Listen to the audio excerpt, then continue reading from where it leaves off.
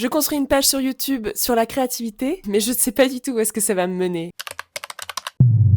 Ça fait quelques jours que j'ai annoncé que j'allais faire évoluer ma page Instagram, et depuis, j'ai parlé avec pas mal de potes. Et ce qui est assez drôle, c'est que j'ai l'impression que pour eux, c'est déjà super clair, alors que pour moi, pas vraiment. Dans ma tête, c'est encore hyper flou. On m'en parle comme si j'avais déjà un truc hyper structuré, alors que pas du tout. Par contre, il y a des choses que je sais. Je sais que j'ai envie de parler de créativité, pas seulement de ce qui est beau, inspirant ou réussi, mais de tout ce qu'on ne voit pas. Les doutes, les blocages, les moments où on n'ose pas, les moments où on se compare, même en tant qu'artiste abouti, à des personnes qui font ça différemment ou depuis des années. Parce qu'en réalité, on compare souvent notre début avec le milieu, voire la fin d'une autre personne. Et forcément, on perd. Donc moi, j'ai envie d'aller explorer ça. D'interviewer des personnes qu'on considère comme créatives, des artistes, des entrepreneurs, des gens qui créent, des gens qui osent. Et de parler avec eux, vraiment, de leur processus, de leurs doutes, de la manière dont ils avancent quand c'est pas très clair. Je sais aussi que je vais vouloir faire des formats longs, pas du contenu rapide qu'on oublie aussi vite qu'on l'a consommé, mais des formats qui prennent du temps, qui apportent quelque chose, qui restent. Et ici, je vais parler de mon quotidien, de mon propre chemin, de mes essais, de mes erreurs, de tout ce qui se passe entre une idée et la finalité. Alors,